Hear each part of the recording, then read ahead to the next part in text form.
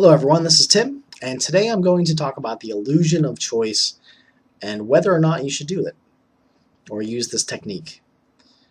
When I first started running games, I think I used the illusion of choice a lot. I would have something pre-planned, and no matter what way they decided to go in a dungeon, or in a forest, or what have you, they would encounter the same things, have the same results, and pretty much follow along where my notes went. And as years went on, I don't know. I've changed my mind on that. It can work, especially because the players know little about what actually is planned. So that's the illusion part. They make choices, they see consequences, and they don't know that their choices meant nothing. That it didn't really matter if they went left or right. And some could say perhaps that a GM that has lots of improv maybe has a little bit of this illusion of choice in there, that even though you came up with it on the spot, that it didn't really matter if they went left or right.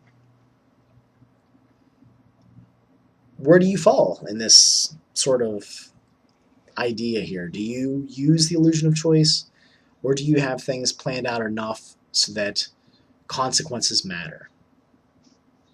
For instance, if you set up a pretty large dungeon that has lots of different twists and turns and doorways and hallways and so forth, I like this sort of thing because I don't have any idea where the group is going to go, what order they're going to take these encounters in. Will the encounters stay put? Will they hear them doing things off in the distance and come to interrupt and see what's going on? I like that these days. I like to see, how they flub different things along the way and, probably cause more problems for themselves if they don't, if they're not precaution or sorry, if they don't take precautions, if they're not careful, these sorts of things. So these days, I really don't use the illusion of choice at all. If I have things planned out, I stick to them. If there's a dragon in some far off room in the dungeon, but there's actually a way to get there pretty early on, I'm not going to stop them from getting to that point. Sorry about that, I got interrupted by some barking dogs. What I'm trying to get at in this video is that you should make the choices of your players and their characters matter. That there are consequences. That things will happen due to those choices. And if you change things and make it easy on them, you're really robbing them of interesting role-playing, interesting times at the table. You should just let it happen and see what magic comes about that you didn't expect.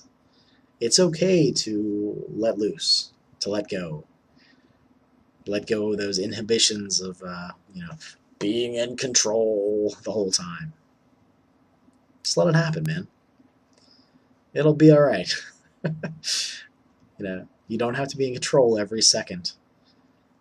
Give some of that control to the players and make those choices that they make matter. Don't think there's anything else really to say. What's your thoughts on illusion of choice, on character choices, on consequences? I would like to hear. That's pretty much it. Thanks.